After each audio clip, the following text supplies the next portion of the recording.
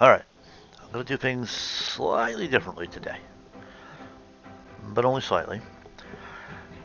So the author himself, Scroll, he posted a quite long comment on the Chapter 3 reading that really served as a comment both to the Chapter 2 and the Chapter 3. I got a tone of slight offense, and I don't blame him. This is not me necessarily getting defensive. But I do have a thing or two to say about some of the comment. So I wanted to spend a little bit of time talking about that before I got into reading of Chapter 4, which is itself a bit of a longer chapter, so it's, I'm going to put a long haul there. So first things first, and I'm highlighting this for effect. So given the fact that Lightning Dust is presented as an antagonist in both of her appearances, almost to the point of being a villain, I kept some of those elements here, but also injected a thread of nobility in her too. The problem here is, first of all, almost to the point of being a villain. Here's the thing, 100% of her appearances on My Little Pony involved her endangering the lives of different characters. And her second and final appearance on the show had her endangering the life of a foal, of a child in her world.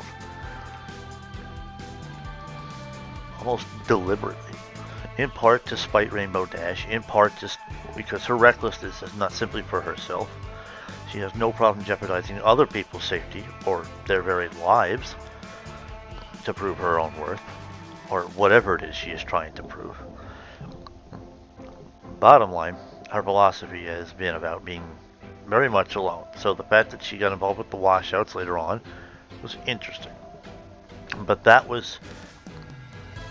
it was more of a way to show off towards the Wonderbolts, or to throw something in their faces. In any case, I just don't feel comfortable soft touching this. To be clear, she was a villain, and she was quite dangerous. She wasn't world level dangerous, you know what I mean? She was very much on a very narrow level dangerous, but she had endangered the safety, the well-being, the very lives of several different characters in just 2 appearances on the show. She was not just proven reckless, she just didn't care about what others had to say. There was no moment at which she necessarily doubted herself, she just left. She had no redemptive arc at all in the show. Not that there was that much time for that to come up for what remained after her second appearance, but in all of it, she as a character is not presented as remotely sympathetic. Okay, she specifically states that she works alone. She does not have an interest in a teammate, in an authentically, evenly team experience. Okay, she got to be the lead pony of the pairing at the Wonderbolts Academy. And the result was that Rainbow Dash sustained injury to a wing that, truthfully, many of the other competitors were endangered. The fact that they didn't all sustain injuries is nothing short of miraculous, considering the things that she pulled, the stunts that she pulled, where she was practically cheating and still acting as though she were just very good. That she could pace with Rainbow Dash, push herself hard, and prove that she legitimately had talent and ability. Notwithstanding, not all of her behavior reflected that. Now,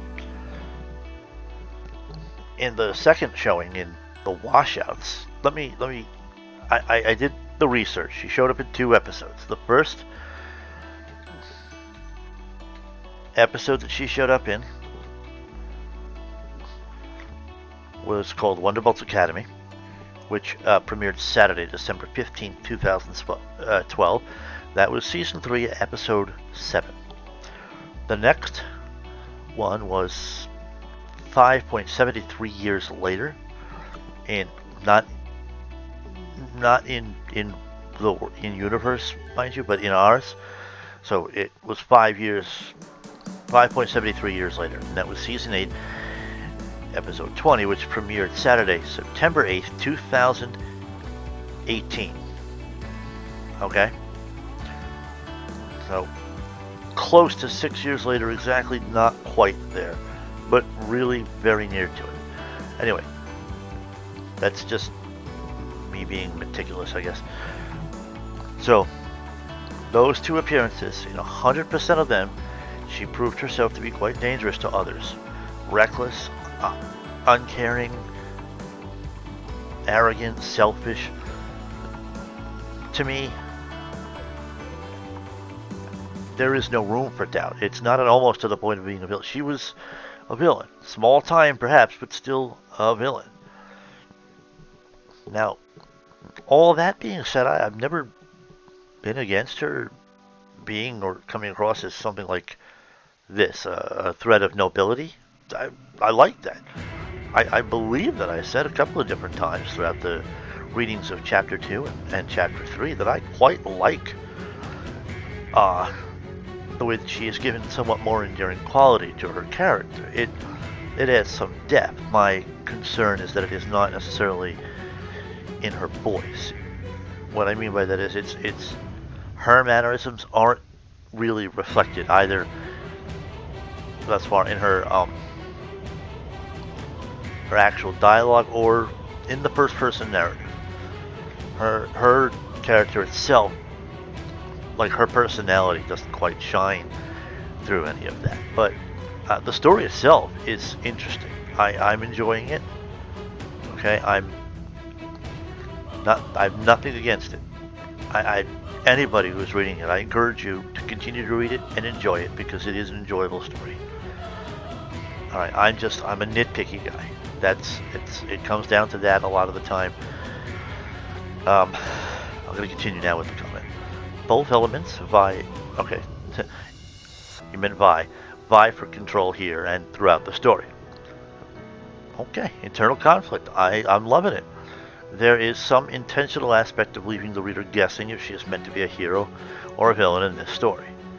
Okay. Will she? Won't she? That is a mystery I hoped would be enticing and kept the reader going. Well, will she? Won't she about being a hero or the villain? Agreed. And hopefully that will work out. You, as an author, have a habit of writing almost everything in an expository way.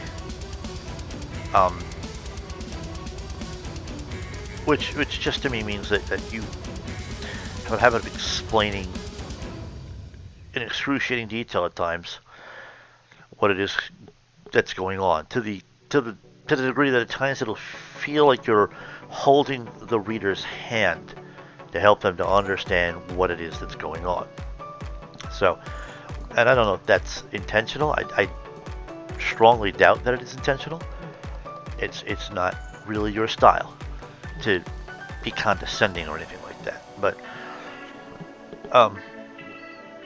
you don't have to be afraid to let the reader's imagination do some of the work. Anyway, but this story takes place from her perspective and in her thoughts. At no point would she or should she see herself as a villain. And you're right, she shouldn't. She never looked at herself as though she was wrong or the bad guy in any of those situations. She never came even close to considering that. For her, in her mind, it was more like she was the victim. She had been treated unfairly by the Wonderbolts. She had been drummed out, in her estimation, probably because she was too good. Because they were intimidated by her, whatever. She would not have looked at herself as a monster or a villain. You're right. You're absolutely right. No, she would not do that. You're right. Until she became a monster, quote-unquote, vampony. Yeah, I suppose that could get her to take a look. And I'm interested and, frankly, excited to get to the part of the story, where she's interacting with that element, where she's dealing with the decision to go through with that in the first place. Anyway, that much is already established as early as the first chapter. She regrets her transformation so much by that point that she no longer cares for her life. Right. But she's also using that power that she regrets having to intimidate the barkeep into giving her chocolate milk. I'm still confused, honestly, about the chocolate milk element. Like, the story is marked M for mature. Now, it is not for any sexual content, but for apparently for violence and some of the mature stuff. I feel like that's an entirely too kiddie move for such a marking, for such a rating. She is there. She wants to. She's depressed. She's having difficulty dealing with life. I should think she'd be going after alcohol. And honest to God, a bartender is not going to. I know this is fantastical Technicolor or talking horse land, but why would a bartender care about you having another chocolate and milk? I get the comedy effect, like when Pinkie Pie did that, I guess, in Yak Yakistan, is fine. It's a kid's show. That particular time, it would have been inappropriate for it to be anything else. This is marked M for mature. I feel like it treats the reader as though they can't handle more mature content. Now, part of it is that I recently got through reading, well, most of Fallout Equestria Project Horizons, and before that, the original Fallout Equestria. Dark, very dark reads, a lot of death, a lot of tragic, sad, unfair feeling stuff. So that was in my head, and when I pulled this, I generally keep the mature filter on my FimFiction. I turned it off so that I could get to this fic, like I turned it off for the Fallout, the 2 Fallout fics that I read. And I had honestly expected a little grittier writing. It feels like it's still written for a less mature audience, despite its rating. She almost wants to die, but everything that came before, she felt fully justified in her actions for the most part. Correct. Even, we're talking about canon, we're talking about the show. She definitely did. That was, I felt well illustrated in her attitude, in her. She never conceded a single point that anybody else made. She had no interest in the idea that she was anything more than a victim of a system that was unfair or afraid to let her win because she is so good. Her ego, she was buffered, She believed very strongly that she is the best there is, that there is absolutely nobody that can keep up with her, and she has no need of a teammate, except, for the washouts, but they all have their own personality issues. They are all fairly reckless to some extent or another. And Lightning Dust is more or less the leader of them, so there's that. There is some exceptions here and there. Some regrets in her life. We all have them, so I figured it's realistic to present it here. It is. But there is no part of her characterization on the show that really demonstrated regret. Well, no, I take that back. When she got marched off of the grounds of the Wonderbolt Academy, there was something resembling, I don't know if it was contrition precisely, regret, hurt, that kind of stuff was there. So there was something like vulnerability in her characterization there that she had completely squashed by the time she came back. Landed in Ponyville with her group and endangered Scootaloo's life. There was no longer anything like it in her. So it's safe to say, from her time at Wonderbolt's Academy to there, she had hardened up. She had fallen further, hadn't faced her demons, the idea that she was anything less than perfect. She hadn't faced any of that, safe to say. So, at best or worst, however you want to word it, she is simply yet to admit regrets in her life. So I like the idea that this story is taking the time to explore that about her, giving her more depth than she actually had in the show. In the show, she was just negative. She was just villainous, antagonistic, and dangerous. And here, there's more to it than that. Where there's still certain selfish, jerky stuff to her, like the way that she's treating her sister right now, although she had more or less come around to at least saying to her sister that you are my priority. It seemed like it was so difficult for her to get around to saying something that put herself second, which is, I feel, very much in line with her character in general. So I felt that it worked. Okay, so the fact that it made her less endearing, that makes it feel more natural to who Lightning Dust is as a character. I still like the idea of a redemptive arc. Back when Trixie had only ever been around for one episode in season 1, but had made such a strong impression that she became a widely loved sort of, well, not background character, but just a secondary character from the main cast. A lot of authors wrote redemptive versions of her, and I thought they handled it well. I always loved that about it, and I like that for just about any character. The show did a good job of demonstrating that not everybody is redeemable, or not everybody is willing to be redeemed. Not everybody is willing to look at themselves. It's true, not everybody can be fixed. It doesn't always work out. Who knows where it could have gone with the big three in the end there, but the point is, it didn't always explore it. So when the fan fictions do, I love it. So I do love this. I want that to be, I want to be clear about that. I want to state that outright. I love where this is going. I love the way that this fanfiction, that Scroll's writing, is exploring the character of Lightning Dust. I do. There are, truthfully, moments, multiple of them, where I am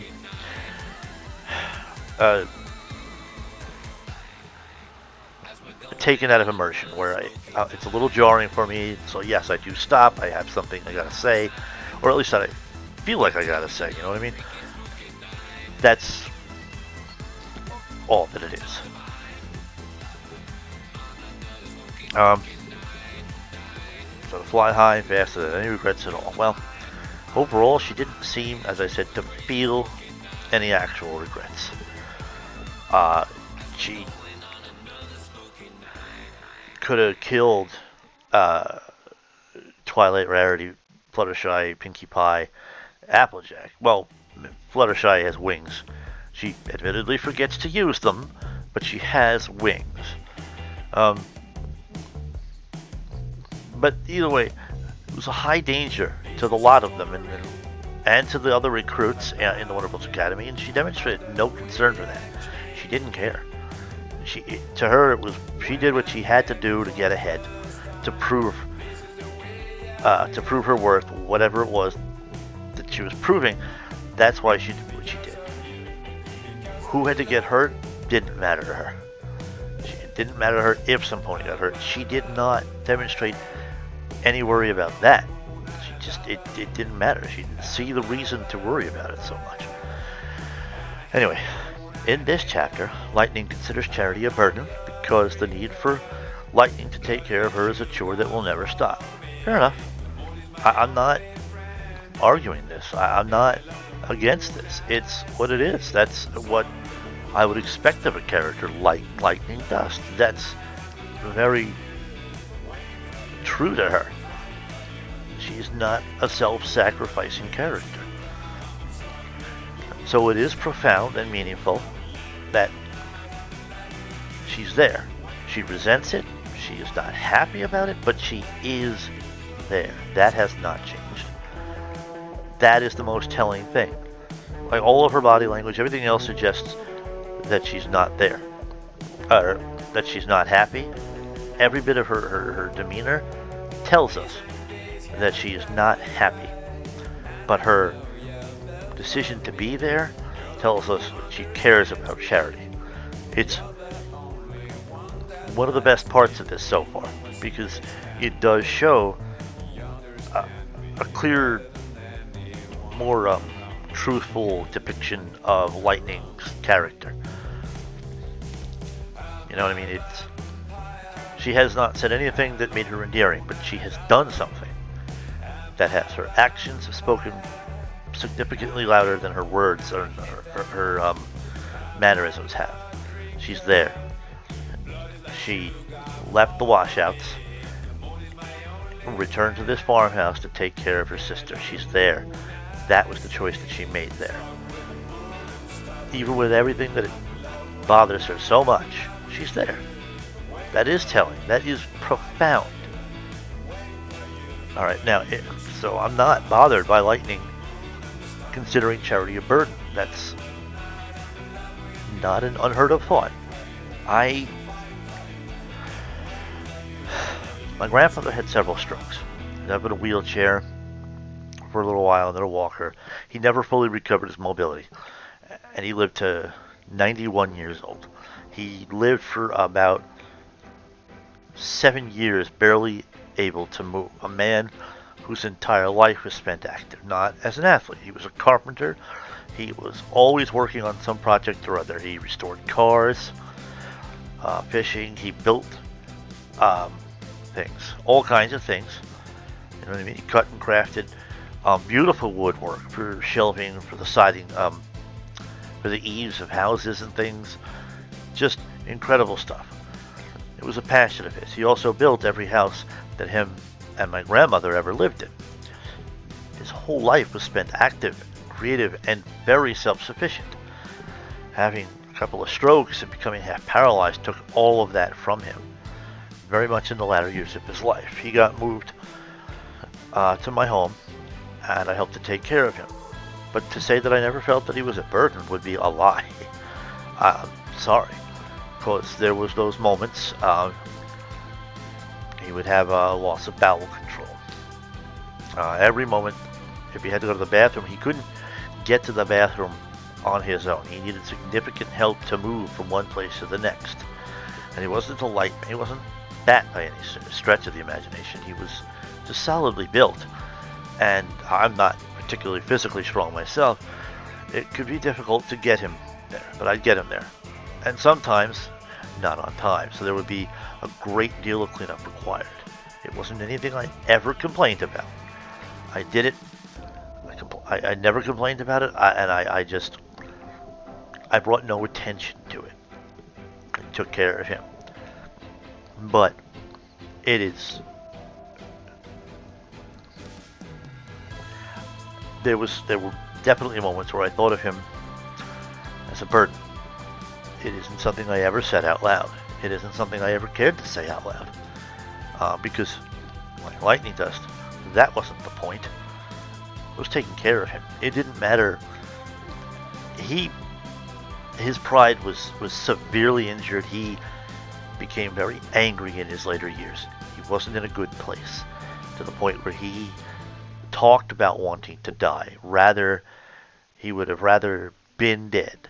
It was a subject that came up quite often with him. So I understand Lightning's thinking here. Charity is a burden. In a way, yes. Absolutely. Lightning has just made a sacrifice. She's just given up what is, for her, an important part of her life. Something that means a lot to her. She's done this to go and take care of her sister. And this is a responsibility, or a chore, as worded here. It's not... It will never stop. It will never stop so long as Charity is alive. And if Lightning is there to take care of her, then she is there to ensure that Charity is able to continue to live, and to do so comfortably. And, you know what I mean? So it's something that, by virtue of actually doing it, makes it last longer. Lightning is making a sacrifice, so yes, she considers Charity a burden. It's her inability to hide that, which is supposed to be like that. That's her character. I get that. I'm not questioning that at all. So, yes, I even understand where Lightning is coming from. Mind you, I didn't really sacrifice anything so dear as that. Now, he has since passed away. Last September, on the 6th, I believe. and that leaves behind Grandma, who I still take care of. There are moments where it feels like a burden, but she is nowhere near the level of maintenance that my grandfather was. He required a lot. He couldn't move anywhere on his own. And my home is not one that one could consider handicapped accessible. So he has a walker, and some folks who use walkers can kind of lift them up to get over minor obstacles. He couldn't even do that much. There was an entire side of his body that simply did not cooperate with him. So he had a specially engineered walker for the leaning of that big right side of his body, for all that weight to be distributed in such a way as to keep that side up. Otherwise, he would have just, got on the walker and leaned over and fallen over constantly. It was like an armrest type of thing that was elevated from the rest of the walker. It was something that was engineered for the walker. It seems like it's pre-existing, not invented specifically for him, but just for the condition. The level of maintenance with him is very, very involved, to the point of cleaning him up when he would soil himself. When at first it was if, and then it was when. It was a point where every morning before breakfast, the routine was to remove a diaper, clean up a mess. Sometimes it was a nastier mess. Most often it wasn't of the nastier variety, but there were plenty of times with. But clean remove a diaper, clean up the area, replace the diaper, then put clothes back on him, then help him to stand up out of bed and get on the walker, help him to walk to the table in the kitchen, sit him down, feed him. Like, there was a lot that went into it. It was high maintenance. So it was an investment in time and energy, and it was something I never, ever complained about. Even now, it's not a complaint. I really just hope that despite all of that, his last days were at least tolerable. That's it. So I do get where Lightning is coming from. I understand the burden that she's talking about. It's not an endearing quality to say it. Okay, I don't feel good about saying it about my grandfather at all. But it's not supposed to be endearing. It's not supposed to be something somebody respects. The honesty part of it, maybe, but like saying it to Charity's face. But that is something that I would expect of Lightning does. So I am not calling that into question. So, because it is that persistent, it necessitated permanently quitting the washouts, even though she really didn't want to. I'm going to say that it's more accurate to say indefinitely quitting, because again, it's up until Charity no longer needs the help. Now, it's a congenital condition, so it is as long as she is alive. Her congenital condition might mean that her lifespan is shortened. Who knows? But it is, it still keeps Lightning Dust away from something that she wants. So it's understood. Other options may be there, but lighting. I love this typo. Lighting isn't bright enough. Isn't that perfect? So lightning isn't bright enough to realize that. Okay. She's brash and quick to leap to conclusions without looking first. She likes to frame things in her mind as one extreme or another to make it easier for her not so bright mind to categorize things. She never came across as dumb, just reckless. Like, Rainbow Dash kind of comes across as less educated, more of a lazy thinker. It seems like Lightning Dust's risks are kind of half calculated, in that she decided that the advantage she would get from cutting off other flyers or the setting off the tornado thing to crush all the clouds at the Waterballs Academy was the fastest way to get to it. But as it was impulsive, it was also quite dangerous. So there is a great deal of truth here. I just don't know that she's not so right. It never felt like that. Alright, so it's much harder for her to see things as both black and white. That would mean life is complicated, and she doesn't favor acknowledging that. And she also doesn't favor acknowledging any of her own flaws. Her bad or her poor choices, the dangers to herself and to others. She did not really face what she had done to Scootaloo. And except for Rainbow Dash going to Spitfire, she might have just as well gone on and never even known, understood that she did anything wrong to, the rest of the main six at the Wonderbolts Academy. I think that the only sense of contrition she really felt was that she got drummed out of the Academy, and she wasn't happy about that. And it was probably humiliating. So all that, it's more about her own ego. It is not really about the wrongness of what she had done. So there is that part of her character that is established. It's her ego, her arrogance are at the forefront of her decision-making process, of the way that she lives her life, of how she values or evaluates her own self-worth. And some of that is coming through. As I said, my concern is that the mannerisms, the language, the voice, even of either the dialogue or the first-person narrative, isn't yet feeling like her. So, as early as Chapter 1, it looks like I have lost you in terms of believability in multiple categories when it comes to characterization for Lightning. I mean, yeah, kinda. And I've done my best to try to explain it. So let's see, knowing what I know, I don't think you are going to recover your balance moving forward. I fully expect you to say something like, bullshit, a bunch of times going forward. I mean, I might. I very well might. If you disagree with her once, you'll continue to do so when she repeats the same points to others or in her own head. But that is the way I think she sees, the world. That's fine. And if I disagree with her, I disagree with her. I'm allowed to do that. Her own way of framing things and justifying her actions. She hates feeling guilty. I'm not sure she really ever does feel guilty, and likes to escape it whenever possible. Fair enough.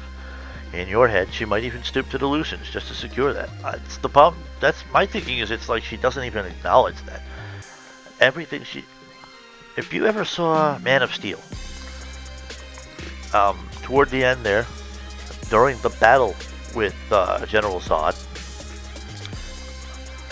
his own speech was that his primary job was to protect the interests of the Kryptonians, and that meant that no matter what he had to do, whatever violence he had to inflict, in his own words, no matter what, it was justified. Right? She can have a similar type of thinking where no matter what, she had to do her victories, her goals were the priority. So whatever she had to do to achieve these things, she was justified in doing. You know what I mean? That kind of... this is a fully written story. It's quite late for such a... Well, it would be a sizable rewrite. It would probably even change the entire tone of the story. I'm not asking, demanding, suggesting really a rewrite. I'm just expressing and doing my best to explain my thinking here. You might also blame the writer, though, meaning me, for getting certain aspects about the character wrong. Well, that can happen to absolutely anybody, whoever chose to write. I, for example, have never once felt that I've gotten Pinkie Pie right. Not the energy of her dialogue, not the randomness of her character through the narrative, nothing. I've never felt that I've gotten her right in the slightest. I'm not entirely sure I get Rarity very well done. Of the few characters I have any confidence in, Twilight Sparkle, Scootaloo, I try to give Applebloom a bit of compassion in everything that she does, and stay kind of true to the mannerisms and the accent of how she was raised and the life that she, has lived. Her more country girl, kind of farm girl type of thing going on. There are only a very few characters that I have any confidence that I do kind of okay. I'm not even going to go so far as to say I do them good. Like, I've seen writers that I thought did amazing. There's a writer called Cloudy Skies. Does a lot of ship picks. I don't know if they've written in a very long time, but there was one particular ship pick. It was a Pinkie Pie X Rainbow Dash, right?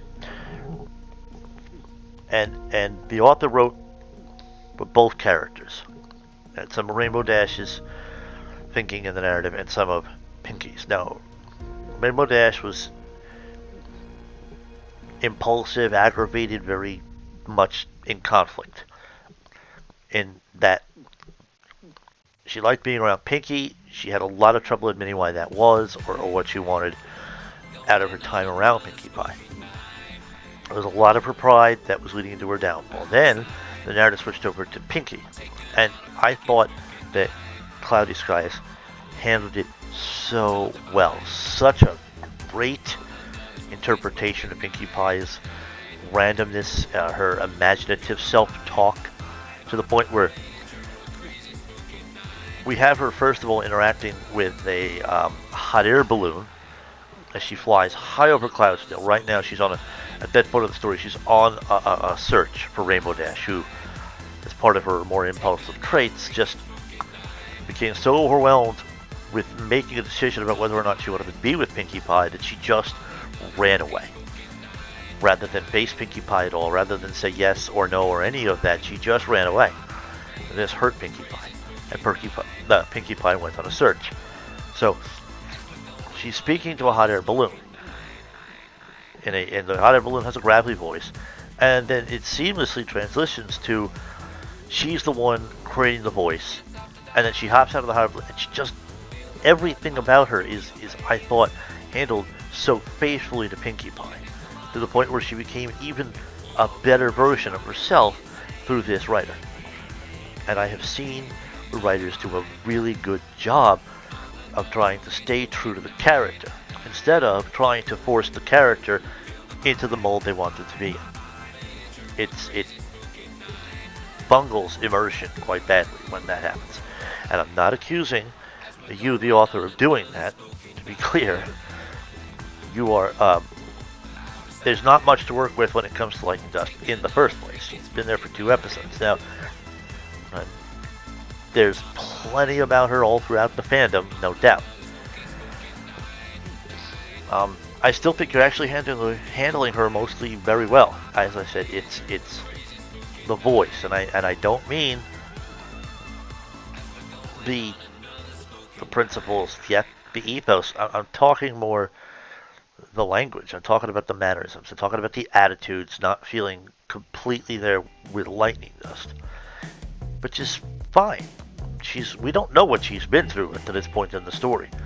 Neither what she's been through since becoming a fan pony, how much time has passed at that point, nor do we know what she has been through from the time that she left Ponyville after almost killing Scootaloo to the time she got the letter and was making the decision to leave the washouts. We don't know. There's plenty that could have gone on that could have shaped her personality, her thinking in all kinds of different ways. Understood. That's fine. It's just that her manner of talking, I don't know. I guess I'm just counting on a more brash kind of dialogue. Like, it's alright, it's not impossible to explain. It's the difference between the character of Blackjack in Project Horizons delivering her narrative. The whole thing is in her voice. And that means her words aren't big words. She doesn't use a whole hell of a lot of those because she doesn't know a whole hell of a lot of those. So we hear her talking in her own way. She describes things in words that she knows, in terms that she's comfortable with. That's the way it goes. Likewise, with Little Pip in the original Ballad of Equestria, same thing. Now, she's an intelligent mare, scientifically inclined, and we even see the evolution of her self-confidence as it builds up and she starts to assert and stand up for herself to other things. Like, we see the evolution, and I'm sure I'm only about to get into chapter 4, so I know that I have to give this time to evolve and to see what else happens with Lightning Dust. Alright, but part of my goal at the end of this is to help you, is to explain where I think things can be improved on. Just going forward, whatever you write next, or anything else you write in the future, things you can take to strengthen your skill set, to grow as a writer. I need the same thing. I'm not a perfect writer by any stretch. I'm not even necessarily a good writer. I do get some nice and positive feedback. Well, so do you. Keep that in mind. I know I'm being kind of harsh, and it's more negative than positive, but just don't forget, you get a lot of good feedback. And that includes for me. You're a good author. You write really well. You have a phenomenal amount of ideas. Like, I'm co-writing with you. You have so many different ideas, and quite honestly, it gets to be a little overwhelming as we're sitting there trying to write something out together. Sometimes you throw so many ideas out there, I get a little stuck, because now I got so much to choose from, and it's like I kind of don't want to consider all the possibilities. I want to consider the direction I'm trying to go in and figure out kind of how to move that way, in a way that's natural, that works. You're really good. You get a lot of good ideas. You have some great thoughts, a lot of great thoughts. I don't want that message to get skewed or lost in all of this. Okay? You get good feedback. You are a good author. And please don't ever stop writing. But also don't stop growing. So I do want you to hear what I'm saying. I recognize that this is an already written story, and apart from technical corrections like the gender of Rolling Thunder, I'm not expecting or asking for rewrites of anything. I'm only explaining where I think there are weaknesses. So anyway, I wanted to write something about her to encourage rooting for her, at least partially. You are. I am rooting for her. I want to see her get better. I want to see her grow. I want to see her get to a point where she actually honestly looks at herself and goes, damn, I was an asshole. I want that for her. I want her to see herself more clearly, and from that grow and become a better pony. Now, it sounds like she has been given an awful lot of additional time to do that, but we'll see. I look forward to this, to reading more of this story, to going over more of it. But I'm not going, and I know you're not asking this of me, but I'm not going to hold back either. Perhaps I've taken some liberties on that front. Well, as writers do, and as again, there's not much to work with on her, so it's rather hard not to take liberties. I still think a relationship with her sister works in injecting some selflessness into it. So of course it does. It works very well. I'm not sure that I've said otherwise, but if I had, then I misspoke. And I'm sorry about that. But it's mixed with selfishness too. Sure is. I would expect no less of Lightning Dust. That if anything would or could pull her out of her comfort zone, it would be something like this. You're right. You're absolutely right, because this has her thinking about somebody other than herself. That's way out of her comfort zone. You're 100% on point there. I'm not sure I ever said otherwise. Any more than I was saying anything necessarily against her relationship with her sister. I was saying it was less endearing. I did not mean that was bad writing. I meant that it was doing a good job of balancing it, because at first she was coming across as being so likable in the way that she talked. Then we got to a version of Lightning Dust in chapter 3 that wasn't exactly likable, And that's fine. That's what I expected. If she was nothing but likable, if there was no point at which she had reflected the original Lightning Dust, who, isn't a good pony, exactly, but is trying to do a good thing, that would have been far more jarring out of immersion than what I got. No, what jarred me out of immersion was, as I said, the technical details, the pose that I had a lot of trouble visualizing. Even now I don't get it. And I'm still trying to figure out if they were shouting to one another from two different floors, since you're talking about a pony who can't really walk, who's in a wheelchair and doesn't fly, who's never flown from the sounds of it, talking to a pony who not only does fly, but who's in an upper window, apparently. I'm just trying to figure out, or feel out the scene, and I'm not getting a sense of it. And I didn't really come to a point in this comment where any of that was addressed. I don't know that it was ignored. I did talk an awful lot about it in those two recordings, so you probably just kind of focused on the stuff that most affected you, the most, or most upset you, and that's fine. I understand that.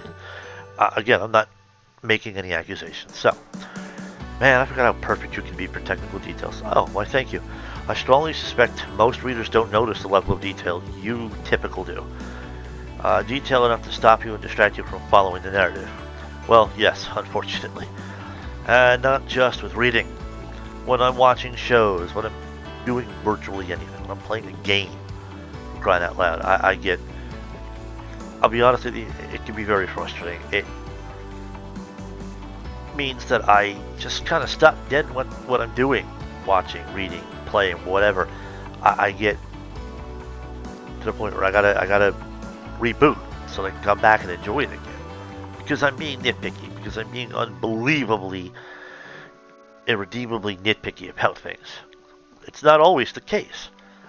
Fallout Equestria, the original Fallout Equestria, Little Pip story, I read from start to finish with very little pause. I definitely got upset with the villains, as one ought to do, but the story itself, I didn't get too upset with. I very much enjoyed all of it. When Project Horizons came in, there was so much of it that kind of felt like it was shitting over another very good story that it was constantly taking the time to thank. It bothered me on a number of different levels. So, but like I said, you're right. I stop a lot. Look at this. I'm not even past page 1 out of 2 here in Microsoft Word of this comment, and I've stopped so many times, but I'm mostly stopping to address the concerns. I helped you to correct and edit a bunch of other writers' stories by now. Or, I'm sorry, I read that wrong. I helped you to correct and edit a bunch of other writers' stories by now. I thought perhaps it helped me to catch up to you some, and it probably did. But upon watching your reaction here, I realized I never will notice as many technical details as you. Nor do I think I want to, either. No, you really don't. The result is that I don't enjoy stuff as much as I used to. That's not good. No, I don't want that for anybody else. That for the general public, it's good enough for most. Yeah, absolutely. You could consider me unique. I am. I definitely am. And my ability to be blind to hidden details that you catch makes the story easier for me to read, because I'm not stopping every 5 seconds as I catch yet another flaw. Yeah, tell me about it. You're absolutely right. And I'm glad for you that it does make it easier for you to read. It probably makes me less endearing to authors to have, somebody who will read the story and just nitpick down to it like a almost like nerd raging over a work of art. Really, it's a creative work, and it's like I'm grading a paper in a school. Like it can't feel good. It can't feel anything less than absolutely annoying for somebody to do that. It's not my goal. But I can understand if it ends up feeling like that is what is happening. I've been asked to write reviews and edit people's work. When I'm asked to do it, that's a whole different thing that's somebody asked. This is technically a solicited review of the story. I don't necessarily think you anticipated me being harsh like this, but this is solicited. The Project Horizons was not. I felt a very strong need to express all that was bothering me, put it somewhere other than in my own head so that I wasn't carrying it around with me, but put it out there. Whether or not anybody ever heard it was not the point, so much as just not having it in my head. So kind of similar effect to journaling. Anyway, some of these technical rules of the English language I still don't know. You've even used technical terms I'm largely unfamiliar with, terms I heard of, but don't really know what they mean and what the proper rules for them are. Well, feel free to ask me. I will clarify just as much as I can on whatever I can. Still, I value your opinion and for pointing out any flaws you see with the hopes that I may later correct them. I will for some of them. In that way, we are both improving the story. Good. I'm glad that you will for some of them. As I said, I'm not expecting or demanding or asking for a rewrite at all. This is a story that you put together, lovingly crafted, and I am not trying to compromise the integrity of that. I don't know. I feel like giving just the most honest possible review and opinion that I can on it. When I am done, I will have prepared a rating for this story. So far, it's looking like it's going to be a pretty decent rating, and I will do my best to explain, how it earned the rating that it did in the various categories, all of that. I'm not here to shit all over anybody's stories, if I can help it. But apparently I have some real strong feelings on the matter, so anyway. By the way, in regards to Chapter 2, I really did think Rolling Thunder was a stallion. That was my firm impression from her in the show, and it's why I've been so consistent about that in this story. I believe that so much that I didn't even bother double-checking that. That is my mistake and one I intend to correct. You'll catch female pronouns for her now moving forward in the story, but know that it's a recent change as a result of your tip, and I likely have overlooked some details on that specific point. That's not the first time I did that either. I also genuinely thought Lil Cheese, Pinky's Bowl... Hold on. Hold on.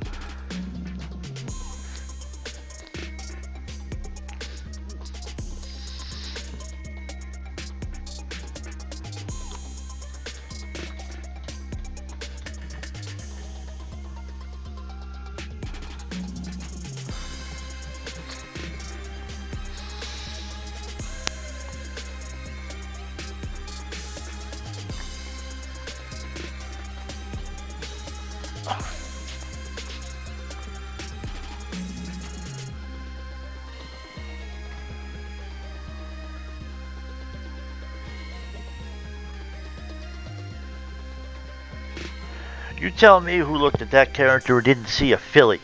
Of course you thought that was a daughter. I did too.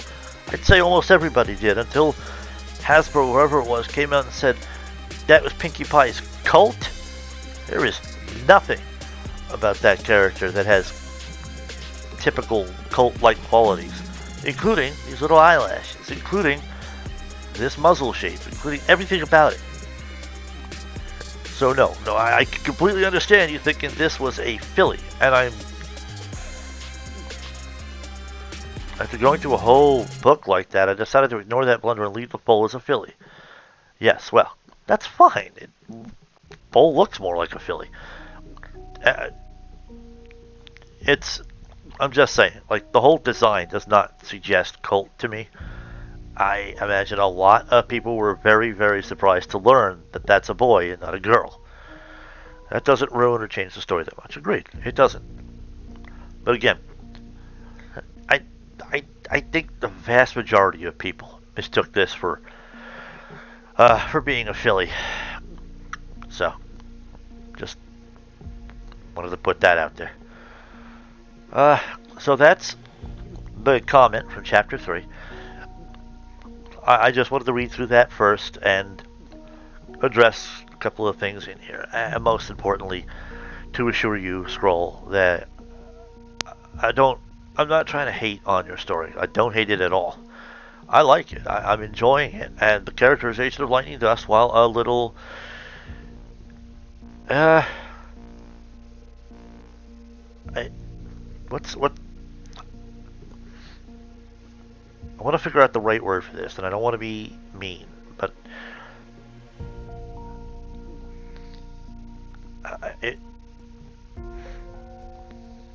it's a little, I guess, clumsy in its execution at times. But overall, you're actually doing what you said you were trying to do, which was to give her some endearing stuff, but maintain her inner conflict with her selfishness, her want to do for herself more than anything else. You're doing a really splendid job of that. That is coming through crystal clear. I like, it's why I took a moment to comment on that she is less endearing as a result of some of her interactions with her sister in Chapter 3. I didn't actually mean that as a criticism, just an acknowledgement that's we're getting back to the Lightning Dust that I understood, that I found more recognizable. So that's good. All right. Now, from this point, I'm going to get over to Chapter 4. All right, here we go. I am now looking at Chapter 4, Pony Island Mysteries, of the Lost Girls fanfiction written by Scroll. So, this is, as you can see, a bit longer of a chapter. So I'll be reading this for a little bit. And, you know, like always, gonna stop, comment, whatever, when I feel the need, whenever the moment arises that causes me to do so. But, you know, well, anyway, here we go. Here I was on Pony Island Fairgrounds of the coast of, oh, I'm sorry. Oh, it says you probably meant off the coast of Manhattan. I came there to blow off some steam and, quite frankly, to get away from the house. I didn't really come there with much of a plan. Like everything else in my life, my direction was usually aimless and unfocused. I just hated it in my house at the time. I hated how angry I felt and so guilty at the same time. Why was so much resentment building in my system for a pony I loved and didn't really want to hurt? Every ounce of that hate was also pain. To even imagine hurting her in my mind hurts my soul even more. There's a lot more telling than there is showing, I see. So I came to the fairgrounds looking for an outlet for my rage. But again, I also hated the fact I was surrounded by so many innocent ponies who hadn't done anything against me. See, this is the thing that bugs the shit out of me. Only because it does not... Why do you keep... It does not feel like authentic or Lightning Dust. Just in the show, didn't care about innocence, didn't care about any of that. She didn't like go out of her way to hurt them, but it did not matter to her, you know, collateral damage in her efforts. But now, again, I said it during when I was talking about the comment. This right here, this is me forgetting my own damn words, just to be clear. I specifically said we don't know what happened to her from the last time she was in Ponyville with Scootaloo, almost killing her, to the point where she got this letter and came to this house. We don't know what she's been through. We have no idea what other events in her life served to shape her. So it's something I got to keep in mind. Just me as the reader, okay? But then I sat corrected because I soon noticed that there were a few other species out there, and their numbers seemed to be growing over the years. It wasn't just ponies in Equestria anymore. That's cool, I guess. More variety, I suppose. So I'm interested to know if that means she's being somewhat racist. But I guess we'll see. As irrational as it was for me back then, I had actually wished some pony around me was guilty of being a jerk. I wanted some excuse to vent all the anger I had, but I also needed it to feel justified, something like a mugger would do. Okay, Okay, that makes sense. She might not have particularly cared about collateral damage. She was completely indifferent to those that she endangered. But again, it's not as though she went out of her way to hurt them. It was never deliberate. It's just she never cared that she did that.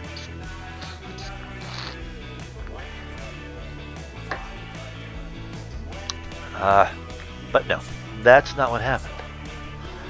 Instead, I saw just the opposite. It was as if life was taunting me because of some of the things I saw. Were happy fathers buying cotton candy for their kids, which they proceeded to eat gleefully. I saw excited kids hopping up and down and pointing eagerly to the ride they wanted to go on next. Maybe the most guilty-looking ponies back then were the carnies themselves, who were hawking their wares with potentially shady deals. But I can't fault them for trying their best to support their business. I begin to wonder if... Oh, let me finish the paragraph. Support the business. Any reasonable shopkeeper usually knows the fine art of haggling at the very least. Hawker at a carnival game is not a shopkeeper. What troubles me sometimes about Scroll when you write is you don't have the ability to just leave people being genuinely evil, or at least very genuinely bad people.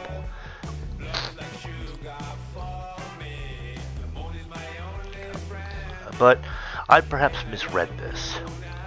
I think it's more now that Lightning Dust is considering them guilty looking. Not that there's a look of guilt on their face. So it might be that I misread that. I even saw a few cops who strolled about while semi-playfully twirling a baton on a leather spring with a hoof, and also chewed bubblegum casually. Despite their apparently casual attitude, they also still seemed alert for danger just in case. I could see, based on the expression on their faces, that they did not really expect any serious trouble. But they remained vigilant nonetheless, since it was their job to do so, to be so. In other words, they were an additional reason why I was unlikely to find the trouble I secretly sought unless I became the criminal myself. You are... You're on an island off of Manhattan. You're in the city. Now, I've lived in the city myself, not Manhattan, but well, actually, I've lived city adjacent. I lived in Brooklyn. But, you know, I was just as likely to hear gunfire near me as I was to hear somebody laughing at a particularly good or corny joke as they walk down the street. It's just that there's a big variety of people out there. It's just as true here. So, in this way, it is you're writing an entirely too innocent world into this. If we're talking, well, we'll see what happens. We haven't gotten to the Van Ponies yet. We don't know what the hell that's going to be like, right? I say we, but I mean me. While my urge to destroy something was intense, it was not really the reason I came here. Pony Island was more like a backup plan, a place I might have fun instead to distract myself from all of this internal rage within me. Alright, so Lightning Dust isn't really engaging in the healthiest of mechanisms. That makes sense. I liked the energy and excitement of that place. That constant movement that surrounded me. It was electric. I found myself somewhat distracted with the rides, the shows, the games, the music in the air, as well as the smell of food. I was even partial to some things that most would consider to be annoying, such as the long lines to the food stands, rides, or the bathrooms. Lightning Dust the Speedster is partial to the wait on the lines? That's interesting. To me, it always felt par for the course at a place like that. It was simply more evidence to prove to myself that I was indeed at a theme park like that. I always accepted that as natural. Alright, fair enough.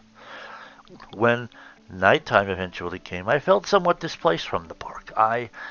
It was like all this fun stuff was around me and I could observe it, but I was not really a part of it. Ooh, I know that feeling. I was just a background pony there. felt like watching a movie of being in the carnival rather than actually being there. There was a sort of dissonance I couldn't really explain. You just did in like 2 sentences. Nor did I really wish to. I'm not no stupid shrink. Okay. It was sort of like eating food, but my tongue was numb, which subsequently left everything tasting stale. You didn't really wish to explain it, but you still tried. Okay. I recall sprawling on a park bench with my forelegs in the sleeves of my black leather jacket, which then rested across the top and back of the bench. I was looking over the bench's head at the wide, rippling water behind me. The water glowed in the moonlight. From that perspective, I was looking at the water upside down, while the rest of the carnival, and all of its excitement, was ahead of me. While I sat there, I briefly panicked at the thought that somehow I lost my ability to be happy, that I could be in a place like this and it still felt colorless and stale. All the screams of excitement and laughter felt hollow to me, just empty of meaning, and that somehow made all of it seem quieter. I didn't know what to do. I had all that turbulent energy inside me and I had no outlet for it. On top of that, I saw no solution for the source of my problem. I'm the kind of pony who absolutely needed to fly high and fast, and yet it felt like an iron ball and chain had recently tethered me to the ground. If I flew hard enough, I realized I technically could still take off from the ground, but clearly at a vastly debilitated rate. Okay. And whose fault was that? No pony. It just happened. It was why life sucked. Okay. Actually, I like that. That's quite big of you not to go to blaming charity, huh? Worst of all was knowing I could no longer afford to be reckless anymore, because if I got hurt, I could no longer take care of a pony who really depended on me. And I couldn't just ignore her either. She's my sister. I always loved her despite her being such a pain in my flank. Oh, there we go. All of my life I used to be proud of all of my strengths and talents, but recently all of those advantages had become a burden. I hated feeling that way because I knew it was no pony's fault. But it could have been worse, I suppose. If I was weak in addition to her, then where would we be?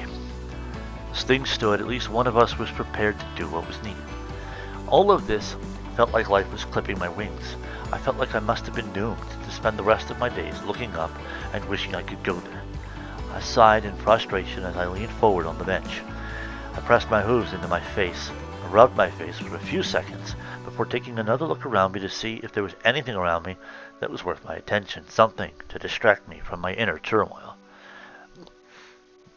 I gotta take a minute to acknowledge that in the first-person perspective, it can be quite a bit more challenging to do more showing than telling. But anyway, it was such a surreal feeling, though, to get my wish a moment later. When I looked about me, I eventually spotted something pretty creepy that did, indeed, nab my attention. It was a clown pony who was wearing a mismatched collage of colors. The pony was also wearing a large red... I read that wrong. The pony was also wearing large, red, goofy-looking shoes. One of the clown's hooves, which was pressed to the ground, was also holding onto the string of a single red balloon. Ah, Pennywise. The clown's face... what was the kid's name? Alright, I can't remember the name of the kid that he initially lured into the sewers, but... Okay. The clown's face stood out the most because it was overly large and obviously fake. It had a white poopy face and an orange mane that was off to the sides of its large dome head, but it was bald at the top. Its chin was rounded, but it also jutted out a bit like a slight crescent moon shape. The mouth was permanently hung open into a wide, creepy-looking smile which showed many rows of tall, white teeth. Many rows, like a shark? More and more Pennywise. The forehead was scrunched up into a series of straight line wrinkles. The cheeks were puffed out to a cartoonish degree and were also orange. The clown's lips were very red and thick. Its eyes looked overly large, like some kind of insane predator. Yeah, sounds like Bill Skarsgård could be playing it. Now, what I don't understand is if we're talking about a pony playing the part of a clown or a statue. The pronoun it is featured so much I kind of got a little confused about that. Anyway, quite frankly, it didn't really look like a pony. It seemed more like a scary and hostile alien with a frozen face who was making a pathetic attempt to disguise itself as a pony. I found myself thinking that it could pass off as a really good costume for Nightmare Night, which indeed would come about just a few days later. Instead of that, though, my actual impression was that it was a creepy park mascot. The thing that really creeped me out at the time was the fact that it was just staring at me, frozen. Movement of many different kinds was occurring all around the clown, but it was just staring silently at me like it was frozen in time, and it just happened to be facing my direction when it froze. Despite that, I could feel its attention burning on my hide, and in that case, it didn't feel good. I noticed, too, that no pony else was paying the clown any attention. It just roamed around it as if the clown was invisible. Perhaps they were subconsciously trying to ignore it. It was as if the clown was actually a ghost that only I could see. I mean, based on the description that you gave, that fucking thing is the stuff of nightmares. Of course they're trying to ignore it. I had quickly decided that I had enough of a creepy town for that night. It was time for this little pony to mosey on. And so I did. I got off the bench and strolled away. For quite a while I struggled not to look back at the clown because I didn't want to seem like I was deliberately trying to avoid it. However, as I continued, I felt like its attention remained on my back. Just it. I suppose from a distance, gender would be difficult to distinguish though. But I also like the irony of describing this clown like Pennywise and then constantly referring to the clown as it. Or maybe that was deliberate. Maybe you were being super duper clever in your writing. However, as I continued, I felt like its attention remained on my back. Eventually, before I rounded a corner to a pathway between many tents, I looked back at it with my right eye only, which peered just over the edge of my metal-spiked right shoulder.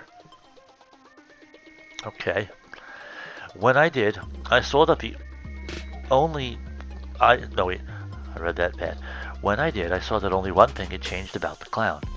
It was still standing in the exact same spot I had observed it before, like a frozen statue, but it had turned its entire body, not just its head, to face my new direction while I wasn't looking at it. From there, it continued to give me its burning stare with its gleefully mad eyes. I shuddered despite myself, then resumed my trek. Wow, I had to hoof it to the carnies. That's certainly one form of entertainment. In an attempt to calm myself down, I casually looked at the various tents and activities around me as I strolled down the new path. This section of the fairground seemed dedicated to mostly merchandising of either goods or services. Mostly it was goods. I saw a shop dedicated to scented candles. I saw another shop dedicated to selling crystals and glass sculptures. Some of them might have even been enchanted crystals from the looks of them. Another shop sold various wooden products. Another dedicated to clothing. Another dedicated to selling musical records. The whole 9 yards. One shop in particular caught my eye. I saw that it sold all kinds of posters. Most of those posters were dedicated to fictional characters, but some of them were not. Of those that were not fictional, what interested me the most was a poster dedicated to the washouts. When I saw it, I couldn't help but crack a smile a bit, even as a pang of pain stabbed into my heart at the same time. Then, a moment later, something else really caught my eye. I saw a young red earth pony colt with a messy light brown mane actually buy one of the washout posters with gleeful excitement. When I saw that, my smile deepened much further. It also drove me into a spur-of-the-moment decision. I actually approached this ball. Daddy, look, the washouts, isn't it cool? The young colt asked his light blue father excitedly. Yes, son, the boy's father acknowledged. It's very cool. That's why I bought it for you. So, like the washouts, kid? I asked as I approached these two with a playful grin on my face. The moment I spoke, the father looked over at me with a slight edge of caution in his eyes, as if checking to make sure that the stranger that approached them wasn't there to endanger his son. Okay. However, when he saw who I was, his eyes exploded widely and his jaw dropped as much as it could. At that point, he openly gawked at me. Well, that's what you physically described a sentence earlier. His son, however, was too distracted with looking at his new prize to notice my approach. Yes, ma'am. Yes, ma'am, the Colt said excitedly as he continued to eye his new poster. The washouts are the coolest flyers ever. Way cooler than those Wonderbolts. They literally laugh at danger as they go whoosh and then they go zoom through like a dozen electric loops and such, which also wave back and forth. Then they fly way super high only to dive bomb and kablam into this giant pool of water full of bloodthirsty sharks. Wow. Son, the stunned father said as he tapped his boy a bit frantically. You may want to turn around and look at this mare. In a minute, Dad, the son objected. I want to continue looking at this poster. It's so awesome. Son, I really think you should see this, the boy's father insisted. I'd be paying attention to you. Alrighty. I'd be paying attention to your father if I were you, man. Oh, I'd be paying attention to your father if I were you, man, said the dark brown shopkeeper pony wearing a rainbow beanie hat. It's called a tam.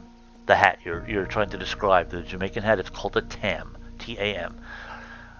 A tam on top of his dreadlocks mane. He also wore tinted sunglasses over his eyes despite it being nighttime. This was the original shopkeeper that sold the boy the poster. He had an excited grin, but so far held his composure the best among the three. With a groan, the boy lowered his poster as he gazed at the shopkeeper and asked, What? With a bit of annoyance. He then looked up at his father, got caught off guard by his father's expression, then followed his father's gaze to the pony in question. Once he saw me, he gave a gasp of shock, but he was also the next one who spoke. Apparently the pipsqueak recovered fast. I was a bit impressed by that. You're the leader of the boy stuttered in his excitement. Nice to meet a fan, I said with a wide and genuine happy grin. You lightning dust! The boy exclaimed aloud. I winked at the colt playfully and happily, then looked at the shopkeeper as I asked him, Got a pen I can borrow? Sure, man, the shopkeeper said gleefully. The shopkeeper said gladly, Only, if you don't mind, can you sign 2 more of your posters? One for myself, for my private collection, of course, and another to be selling man. Okay. He nodded at me. After all, signed poster from you be worth a higher price, and I be having mouths to feed, if you know what I be saying. Okay. I nodded gladly as I told him, You got a deal. Far out, man, the shopkeeper exclaimed, cheerfully as he leaned forward in his seat and fished for a quill and ink. He didn't have to look far. This shop was dedicated to fans, after all. This be a night of good mojo, man. Okay, since I couldn't completely agree with that last statement, I just grinned instead. But I had to admit, this encounter truly did lift my spirits a bit.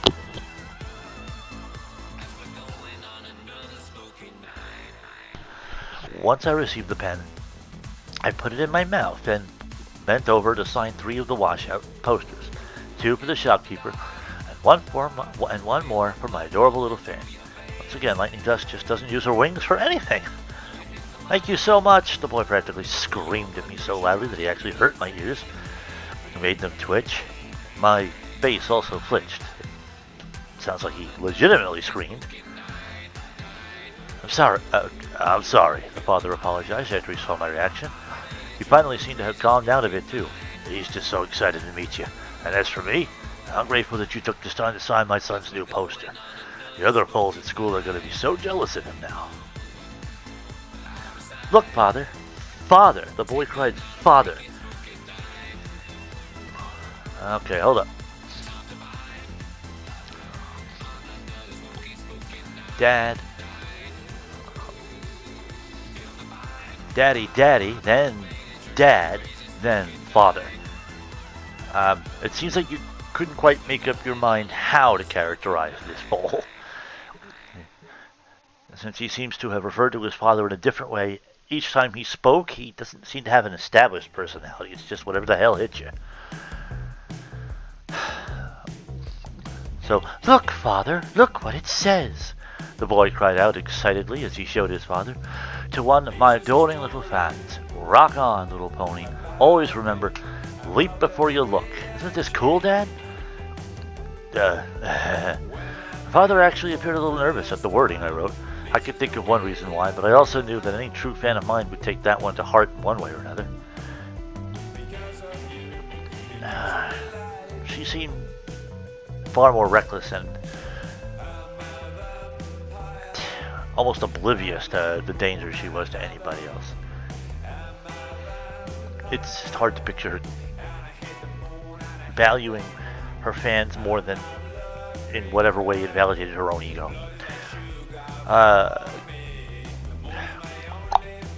Keep being awesome, little man, I told the boy proudly as I reached down and ruffled his already shaggy mane a bit further. After that, I glanced past the both of them and noticed something that widened my eyes a bit and froze my blood.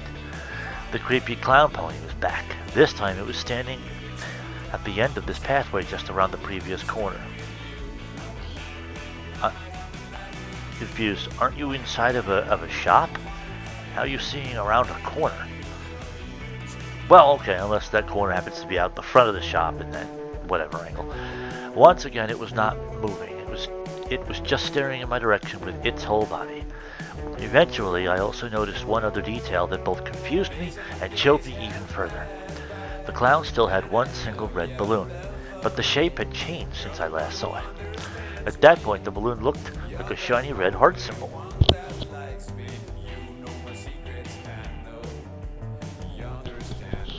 Okay. Other than that, nothing had changed. It was so eerie to think that the clown only seemed to move whenever I didn't look in its direction. Weeping angels, anyone? And it seemed especially interested in me in particular for some reason. So you have combined one of the creepiest encounters in Doctor Who with Stephen King. Interesting, brilliant. Well, I can't thank you enough for making my little boy happy, the father. Oh, well, I can't thank you enough for making my little boy happy, the father said to me very gratefully as he offered me a hug. Huh? And I asked as I looked back at him and shook my head a bit declared. I then looked down at his hoof and realized he offered a hoof shake. I proceeded to politely offer my hoof back and said, oh, that, think nothing of it. It's my pleasure. It's just, again, with Scootaloo, she actively, willfully put that filly in danger. Didn't even let the filly back out when she was uncomfortable with a stunt that was absolutely dangerous. So this part's difficult to believe, to swallow, just based on that. However, while I shook his hoof, I also cautiously eyed the creepy clown over his shoulder nervously. I mean it, Mal, the father went on. This means the world to my son, so it means the world to me, too. And it's my birthday today, the boy cheered. That's why my father took me to Pony Island today. Okay, the kid decided to take the time to explain that. Okay. Oh, really? Really? The shopkeeper asked with a pleasant cheer. Well, happy birthday, man. How old do you be here today? 10, the colt answered immediately. Double digits. Nice, the shopkeeper cheered with a pleasant note. Very nice. That'd be good mojo, man. Yippee, the boy cheered with a cry of excitement. Okay. Kind of like a rite of passage, in a way. Kind of like a rite of passage, in a way. The father adds with a grin. Get used to it, too. You won't see triple digits for quite some time. That's if you ever see them. By that point, other ponies in the vicinity started to catch on that they, too, were standing among a potential celebrity. But I did not see recognition in most of their faces yet. It was more like excited curiosity. They didn't even exist until this moment. It had just been Jamaican shopkeeper pony, lightning dust, father, and inconsistent colt pony. By that point, other ponies in the vicinity started to catch on the date. Oh, I already read that. Meanwhile, that clown just continued to stare at me down the street, unblinking and unmoving. Well, it was a pleasure meeting you all, I told my fans as I started to back off. Always a pleasure to meet the fans. Likewise, the father returned evenly. Thank you again, ma'am. Yeah, the boy cheered loudly enough to make my ears flick again. It's 2:30 in the morning right now, so bear with me if I don't choose to scream the way that the boy just did. Peace be with you, man. The shopkeeper added to me, "May soaring winds ever be beneath your wings." Is the shopkeeper Pegasus? I don't think we really established which specific tribe of pony the shopkeeper belonged to. It's not necessarily critical, but it just strikes me that a non-Pegasus might not necessarily have a turn of phrase or use a turn of phrase that was about wings. Thank you, I accepted with a gracious nod, then glanced back nervously at the clown one more time. After that, I made my way down the street at a more hurried pace this time. By then, I had a new plan. If it seemed like I was being followed, then I had a special way to make it a bit more challenging. It was time for me to up the ante. I mean, you have a whole other way to do it, but you seem to be against using your wings, so who knows? We'll see. I didn't look over my shoulder at the clown as I proceeded down this busy street, but I shuddered to think about how this clown always seemed to keep moving whenever I didn't look at it. I even gained this utterly irrational fear that it might even be capable of moving at sudden and explosive super speed whenever I wasn't looking at it, despite all the obstacles in its path on this busy street. It actually felt like it might be right behind me and about to grab me, but it would freeze at the last second if I turned to look at it. You got Boo and Mario, and as I said, the Weeping Angels in Doctor Who. But no, I squashed that irrational fear down and kept on moving. When I rounded the next corner, I took advantage of what my race was most iconic for. Our ability to make truly 3D movement. I hopped into the air, then soared over a building to my left, but I did so from a very low altitude because I didn't want to be spotted. In fact, I glided mere inches over the building and landed at the edge of it to give a quick scan of what was beyond. From that vantage point, I noticed that this new area was mostly vacant because it didn't look designed for the public. Instead, only employees of the park seemed welcome in this new area. I swallowed a big gulp, not like the kind from 7-Eleven. So I swallowed a big gulp as I thought about this. If I get attacked here, there would be no other witness to stop it or help me. Do you really think that little of yourself? However, that was true the other way around as well. If I attacked this pursuer, no pony else... Oh. There I go, making an ass of myself. No pony else would rescue it, either. I was itching for a good fight all night. I'm beginning to think that the constantly referring to this clown that is described in a way that makes it sound like it looks like Pennywise, constantly referring to that clown as it, I'm beginning to feel that's deliberate.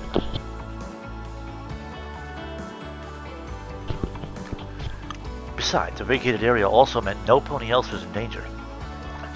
There shall be no other hostages that could be used against me. It was just it, and me. Hostages? You have never demonstrated the slightest concern for the safety of others in all of your 2 appearances on the show.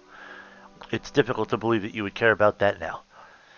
If the clown wished to chase after me, I couldn't say I was entirely a big fan of that.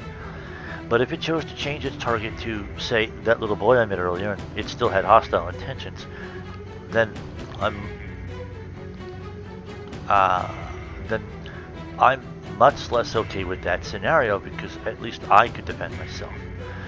I am a strong pony, and if things get too hairy, I could always fly away, and at super speed at that. Strange, then, that you're not choosing to do that yet. Even if my pursuer happened to be another Pegasus, I could probably literally fly rings around him. No pony in the world that I knew of could possibly keep up with me other than the legendary, quote-unquote, and quote-unquote heroic Rainbow Dash. It was time for the hunter to become the hunted.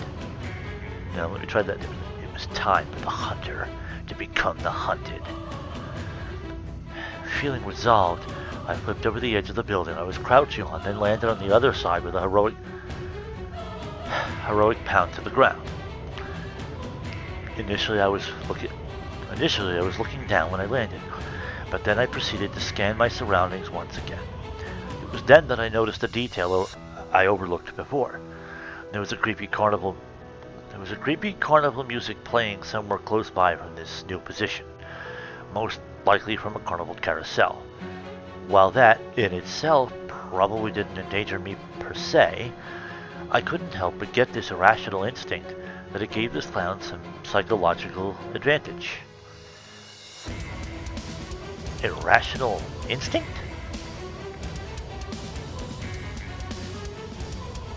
Interesting wording. But whatever, I don't shrug from a challenge. Instead of that, I always say, bring it on.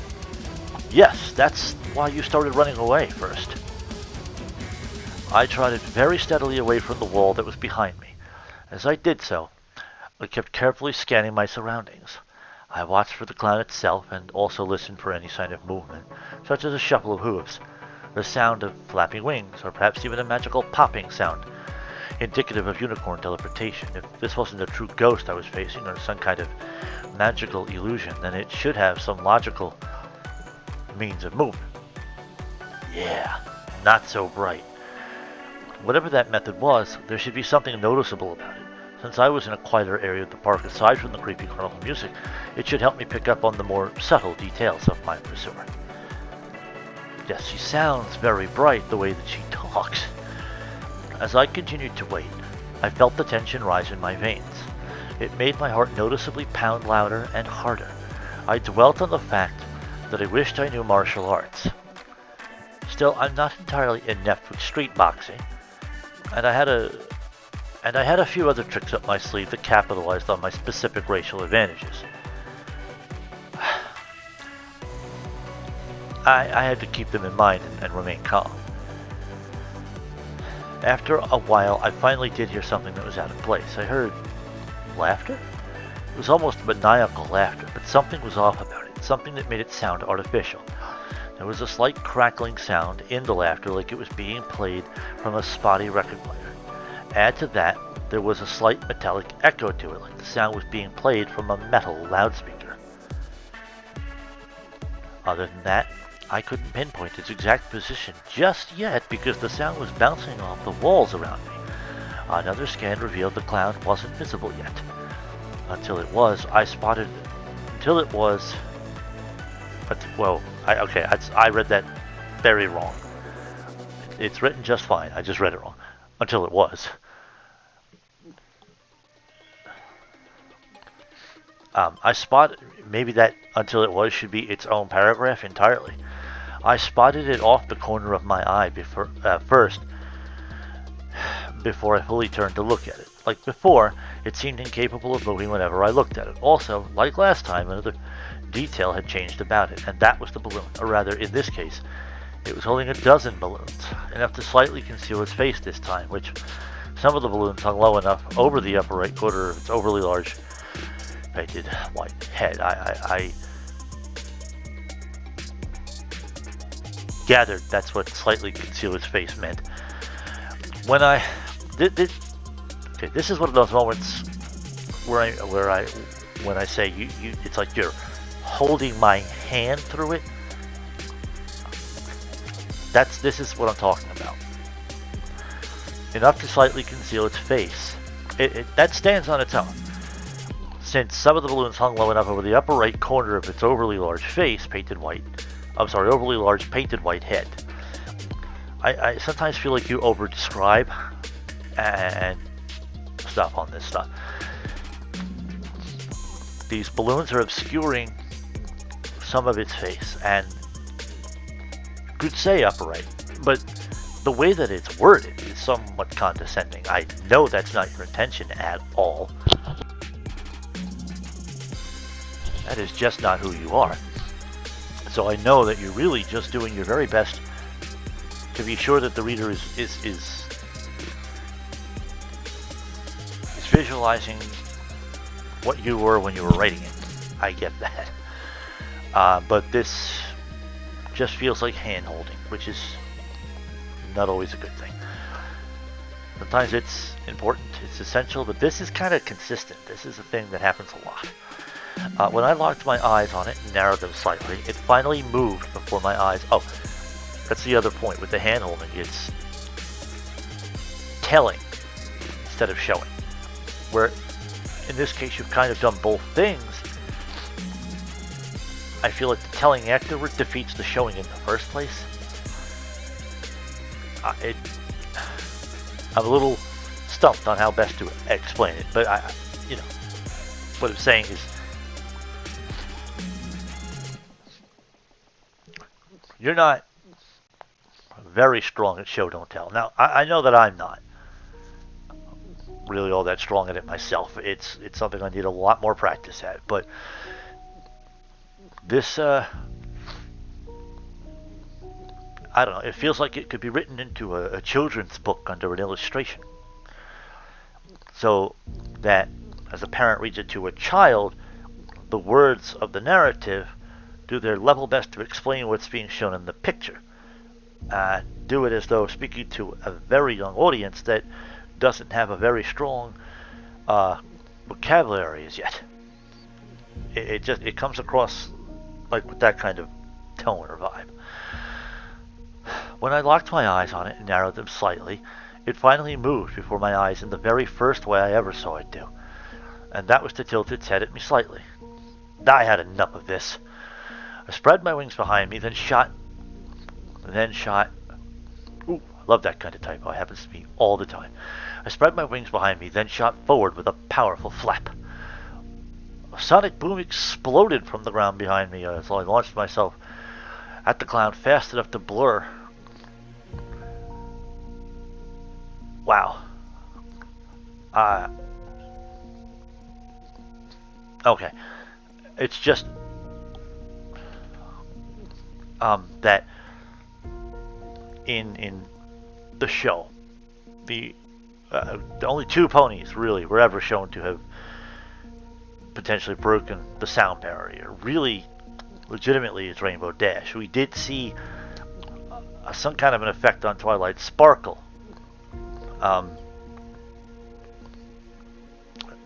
Towards the end of the first episode of season 4?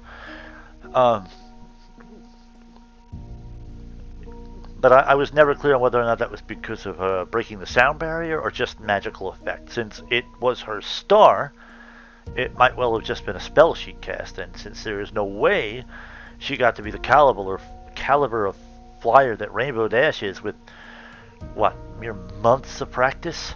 Compared to Rainbow Dash's entire lifetime of pushing herself to the very limits constantly, it's unlikely. So, fast as lightning dust is, it's just a little bothersome to me than to suggest that she could, from a standing takeoff.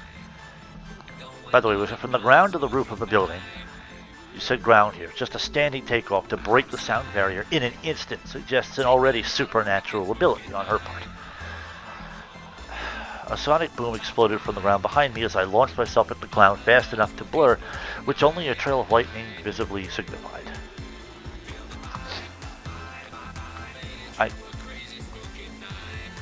I mean, if that were the case, then that would actually mean she traveled faster than light.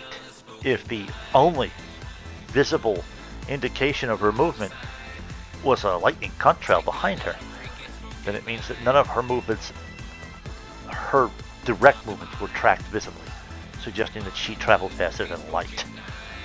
I crashed myself into the clown using myself as a living projectile. At the speeds that you've just described, that should have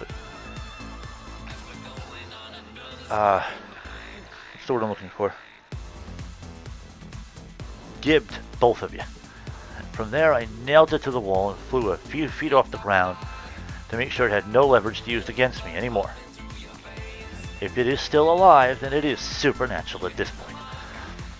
Alright, clown, why are you following me? I demanded to know as I pressed my right forehoof into its neck, threatening to crush it if it didn't comply, while also pinning it to the wall. What's your deal? I narrowed my eyes further, except this time there was a small glint of excitement. Do you want to fight? I offered aggressively and a bit hopefully. Since I was that close, I could definitely tell that the sound of the laughter was coming from somewhere inside. Hold on. Since I was that close, I could definitely tell that the sound of the laughter was coming from somewhere inside of this clown suit, but not from the pony who was wearing. Now I'm super confused how she could even tell that.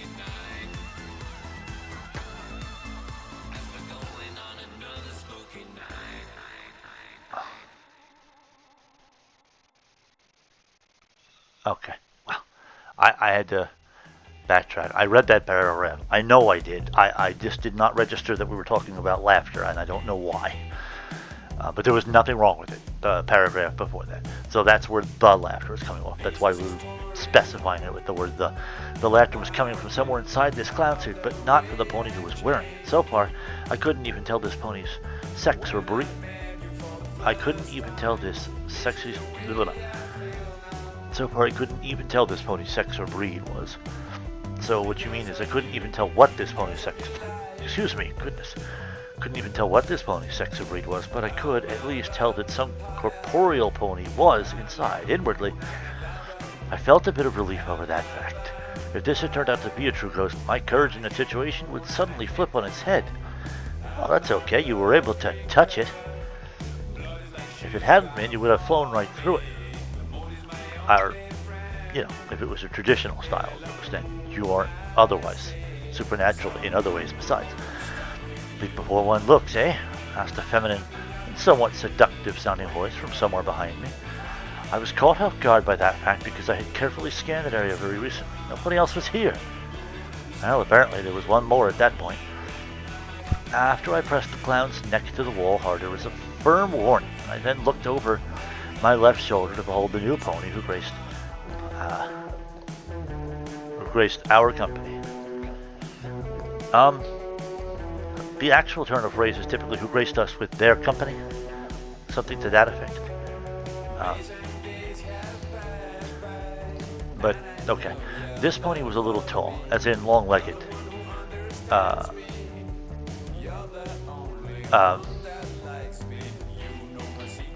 Was a little tall mare. Okay, just removing the thing within the two commas. This pony was a little tall mare Pegasus. I don't know. Something about that syntax feels off to me. Pony.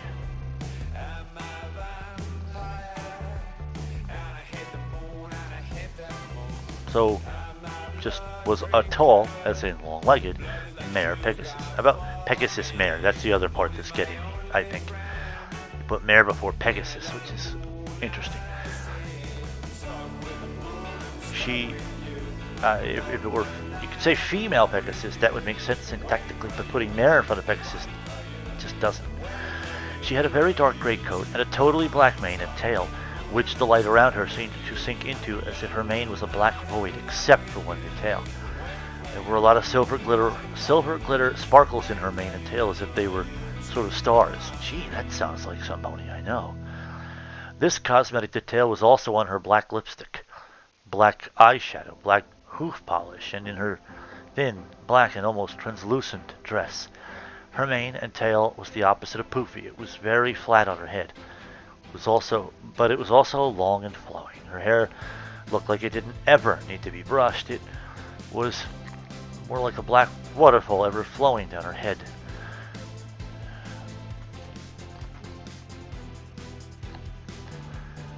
You wear your moniker well, Miss Dust. The mysterious mare commended me with a graceful nod.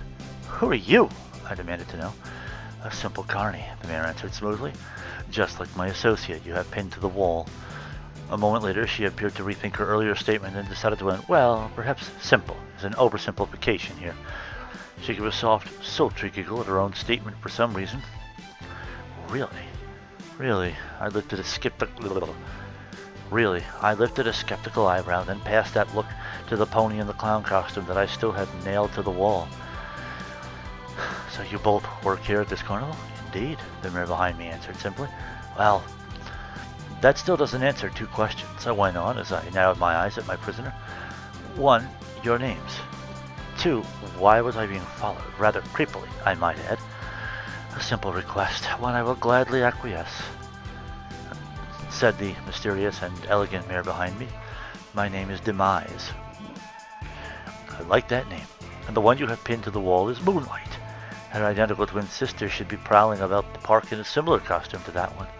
Her name is Shadow.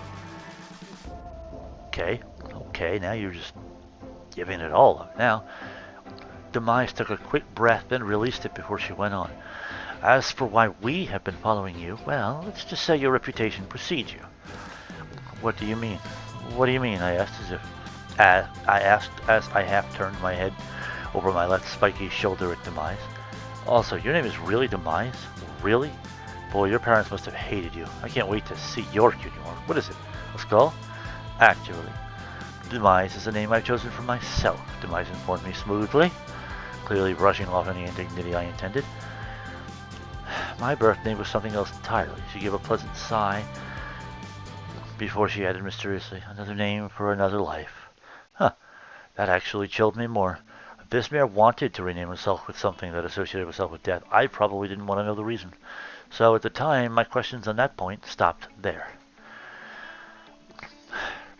As for the other point she made, I had a theory, but I double-checked by asking, what do you mean by my reputation precedes me?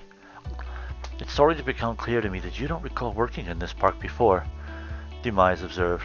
I have? I asked in confusion. Yes, you had, albeit briefly. You put on a washout show right here on Pony Island, Demise explained. She nodded to me as she elaborated. So my colleague and I were interested to catch up with a former fellow entertainer of this park. Huh. I said aloud as I thought back. Honestly, I couldn't recall if this was really true, and that did surprise me a little, if it turned out to be true. Because my former gang and I have performed in many places all across Equestria, it could blur together a little over time. Pony Island happened to be one of my favorite spots, though. If I performed here along with my former gang, it surprised me that I forgot that fact so completely. But it was feasible. But it was a feasible explanation. I actually knew the park managers here would love for the washouts to put on a show for their guests. All the better to draw in more customers, of course. There was no doubt in my mind that the wealthy managers of this park could have paid for that service in other ways that would have interested me at the time, too. Okay. Wow, did I really work there once? Why couldn't I remember if it was true? That's a really good question. As I continued to think about this, a new theory came up that I decided to test. Okay, so wait. I shook my head briefly. If the two of you came to me because of my previous performance as a member and former leader of the Washouts, does that mean you're trying to entice me into making another performance for this park?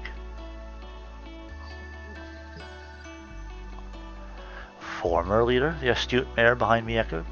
Has the leadership of the group changed? Or are you no longer a member of the Washouts entirely? The latter, sadly, I told her, in a lamenting tone. Well, that's unfortunate to hear, Demise said with regret. May I ask why? No, you may not, I told her firmly at first, but then explained a bit more softly. It's personal. Let's just put it that way. Fair enough, Demise accepted. Then may I make another request? How about you finally put my colleague down? I promise we won't bite much. I hesitated to answer that request. Before doing that, I reassessed my situation. Creepy as this clown might be, it was not totally unknown for mascot characters to be like this sometimes. To follow you relentlessly in and out of the park? Okay. Also, being a former associate to this park may help explain their interest in me, especially if it wasn't known that I was no longer with the Washouts. Furthermore, since I got some assurance that they don't intend any personal harm for the moment, I suppose your tense seems to continue to shift within this sentence. I suppose I could relax my guard a little, at least enough to dismiss any potentially illegal action on my part. With all that in mind, I cautiously set my prisoner down, but I also inwardly remained alert. The pony in the clown costume, Moonlight, wasn't the only pony that had me wary anymore. Demise had me secretly a bit unsettled as well. Anyway, I spoke up to break the tension a bit.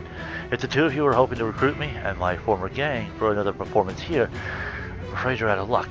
I'm not doing that anymore, at least not for the time being. The time being, Demise echoed. Fair enough. The present is for you to decide. As for the future, it shall unveil itself in due time, and I am a patient mayor. That makes one of us, I scoffed.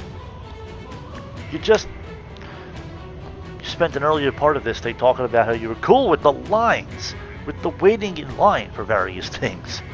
I scoffed. Patience has never been my strong suit. That is inconsistent with earlier statements made by you, Lightning Dust. That much is clear. Is it, though? I mean, she waited quite some time before she launched that little attack on Moonlight. Demise agreed as she passed a fleeting look to her companion, then back to me. Tell you what, while you remain busy sorting yourself out, how about the two of us return the favor? Instead of you putting on a performance for us, we go the other way around. I was about to question that when, suddenly, Demise flicked to right hoof and a ticket appeared on it. For you, Demise told me as she offered the ticket gracefully, on the house. What is it? What is it? I asked as I accepted with a left wing. Oh hey, she used her wing. For something other than flying. Then examined the ticket itself. The ticket said it was for a band called the Shadow Bolts. Wonder why you capitalized the B.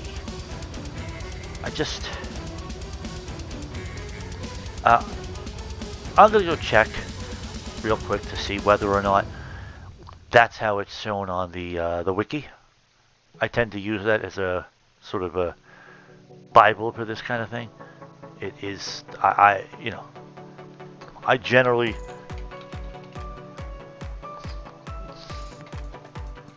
do swear by it.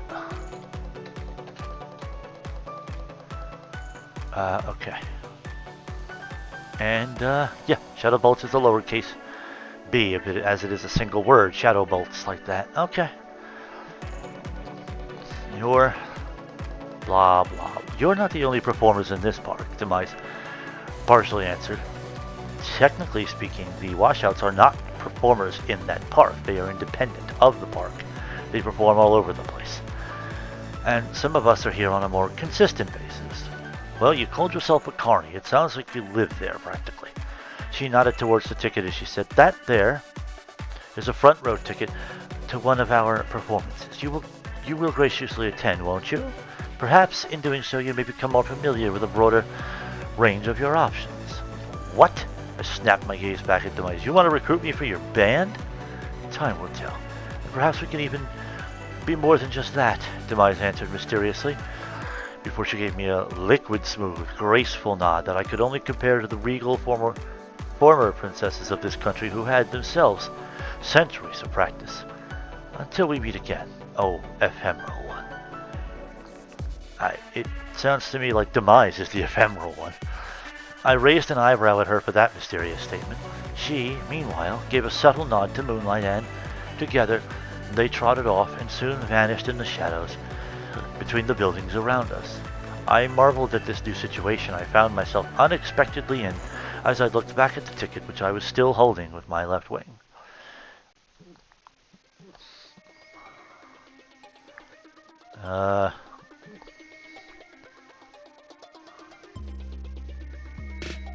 Let me see here.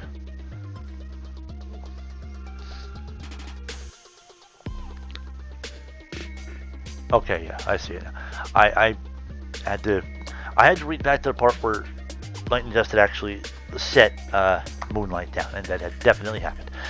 I guess I didn't really know what to expect from a concert like this in advance. I didn't have any expectations because I had never heard of this band before. Everything that I learned about them came from direct experience, the decorations at the concert, and to look at their fans. All of my observations revealed that this performance probably would have some dark theme to it. Wow, breakneck pacing. I say that because it feels like there was this opportunity for Lightning Dust to feel a ton of conflict, stare at that ticket, try to make a decision. But after the horizontal rule here, we are immediately at her having the concert, so that conflict is not really explored. That was fine with me. There were plenty of times I even preferred that. I didn't come here expecting to enjoy myself, but I have since gained some hints that this performance might actually be pretty cool. If that was true that I put on a performance at this park myself, which I still didn't remember, it didn't seem out of character for me. In that case, it was a surprise that I missed these performers back then. If you don't remember it, then it should not come as a surprise to you now. You're not retaining anything else about that back then. It's sure as hell stands to reason you wouldn't have retained Demise, Moonlight, or Shadow. Then again, if I had performed here, it would usually be a daytime show. Okay, so my gang and I have done some nighttime performances before. One particular notable one was done in Las Pegasus, and that was because it was indoors with plenty of good lighting. Still, for the sake of clear visibility for both my gang as well as the audience, God, you're telling me you're taking precautions?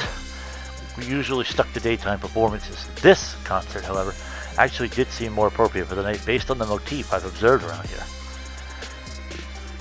Wow, that was wordy. When the performance started, I noticed that they began with low bass guitar and some accompanying drum beats. As well, I noticed the fog start to envelop the stage rather quickly. Off to the side, several unicorns fired off different colors of laser beams, which reflected off many tiny mirrors set all around the stage.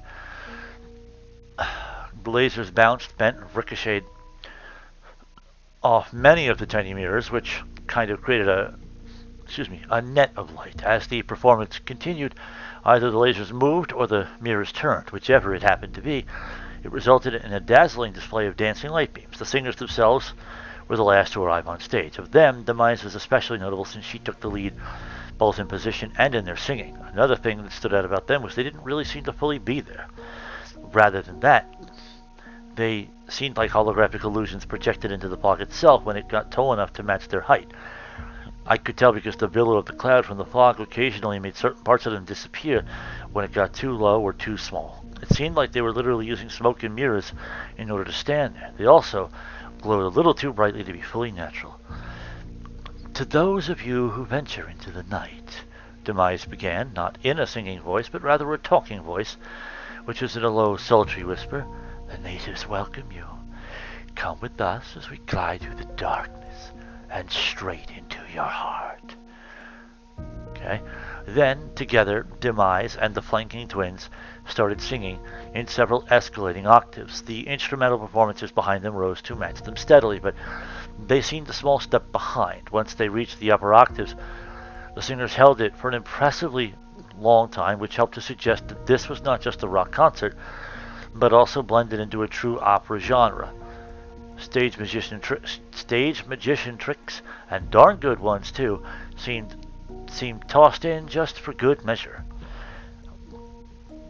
At one point I had caught the eyes of Demise staring right at me. During that moment I thought I had noticed her purple eyes blaze with darker purple energy around her entire eye and her pupils. When I saw that, I got lost in a trance. The rest of the scenery around me faded. I don't know how long. That curious sensation ended when she looked away from me. All of a sudden the environment around me returned to sharper focus and I felt momentarily dizzy. I didn't know what happened to me, but I figured the lights I saw in her eyes was either a trick of the light or a purposeful trick of hers. So a trick either way. But different kind of trick depending. Overall, they put on a mesmerizing performance. The central theme to their song seemed to be about encouraging us to welcome darkness into our hearts. They also sometimes did some tricks during the performance that I couldn't really explain. Examples of that were the microphones on a stand on the stage were actually there, but how did they grab them and tilt them down if they weren't really standing there? Also, they sometimes tilted themselves too low and swung about at too sharp of an angle to be normally able to hold their balance and without using their wings, but they somehow did. After the performance was done, the lights of the stage picked up and the smoke evaporated. When it cleared, I noticed that the singers were not standing on the stage for real, but a little further back than the position they seemed to be earlier. Just who are these gals? I had to find out more. But why? Alright. Okay. The story itself is compelling.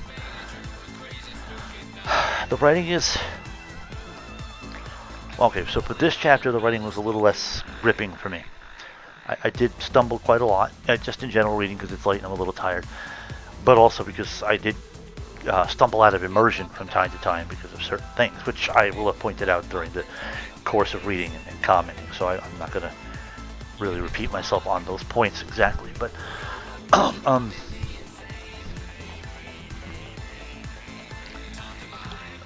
okay, I don't have a feel for what kind of music I'm listening to. I heard both rock and opera. So are we talking about a ballad or something? We were offered a single lyric to have any understanding of the type of message perhaps the group was singing. We weren't really given much description of the other ponies precisely. We were definitely given a brief description of Demise, and from what was described, it sounds like a brief kind of hypnotic gaze was employed. I suppose there was some attempt at making Demise somewhat menacing. She was so courteous, so willing not only to answer questions, but go ahead and volunteer additional information that all menace from Demise was completely lost. To the point where it just felt like her calling herself Demise was a teenage girl trying to be edgy. It did not have the vibe of somebody who's been alive for a very long time and who requires blood for sustenance. It had none of that. The result for me, I don't know if this character is meant to be a villain per se,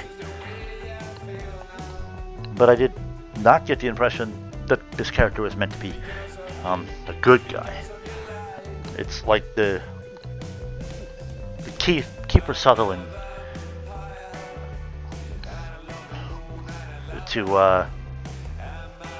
oh crap, let me I gotta take a second because I cannot remember the other actor's name, but I want to.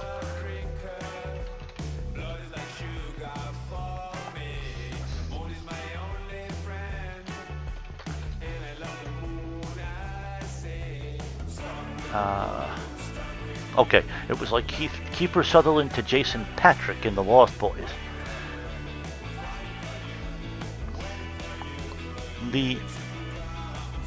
Oh goodness, is there a remake? Oh boy, maybe. The problem that I have with the way that this was kind of handled, again, the menace is gone. The other thing, answering questions very, very willingly, and then going on to offer additional information demonstrated a distinct lack of control of the situation. I would say that Demise did not feel all that, as I said, strong-willed or terribly menacing as a character. It's, it's not the end of the world or anything like that. I have plenty more of this story to read before I really know, what other directions we go in. But that and the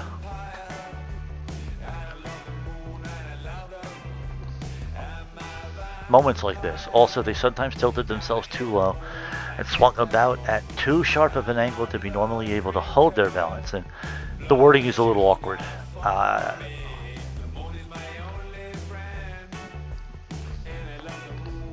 And the other thing is it's telling and not showing. There's a few other examples like that throughout the writing, but it's, had I to write this sentence for myself. Also, sometimes they tilted themselves too low and swung about at too sharp of an angle to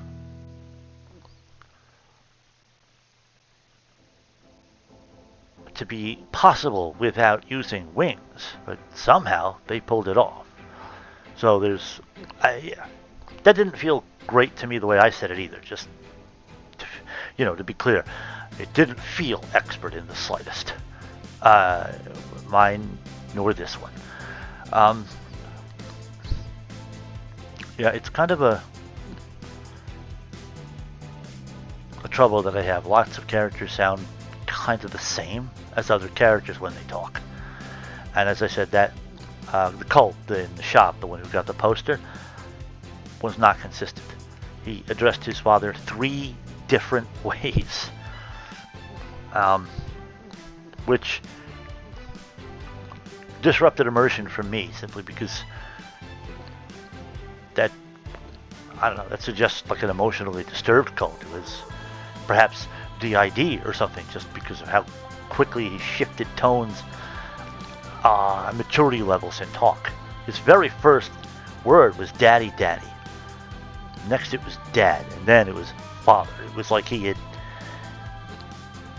aged years and years in just the course of that short bit of conversation that was there.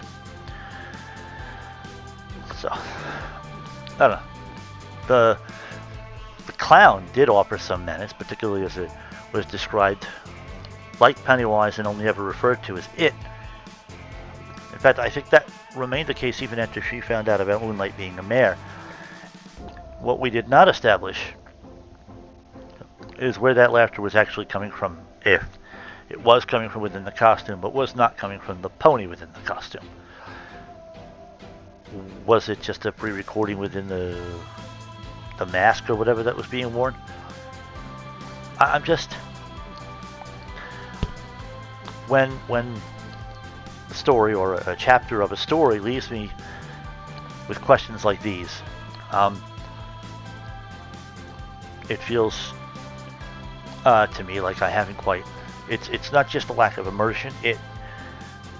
I have confusion in certain elements. Like in chapter 3, there is a moment of kind of a brief description, and it's an attempt at putting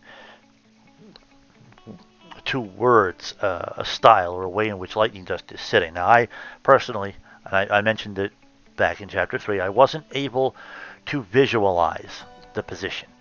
I kind of tried to equate it to a cat, and I never got another answer about that. But I tried to equate it, but the fact is, regardless, I was not able to translate it into my mind's eye based on the words that were used. So I don't even now have any idea what it actually looked like that Lightning Dust was sitting there. And I would like to actually know what that looks like. So I feel like that could be improved on. I feel like if it's mystifying me, I doubt that I'm the only one feeling mystified by something like that. So, but the story is compelling. I'm enjoying the read. I'm certainly interested, if not excited, to find out more, to see what else goes on with Lightning Dust. But I did want to take a moment and point one other thing out.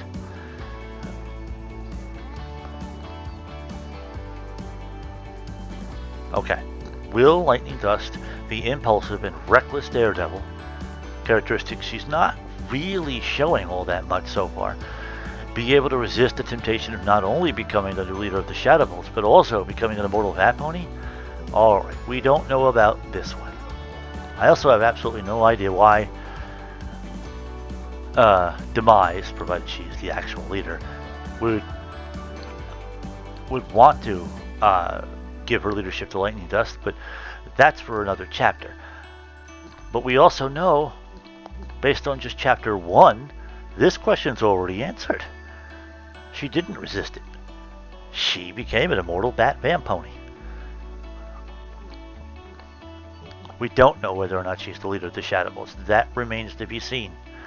But we already know the answer to this question that's here in the thing. Like in the first chapter, which is the second one you would read after the prologue, which I have yet to record. That's on me. So, yeah, there are just things that get me out of immersion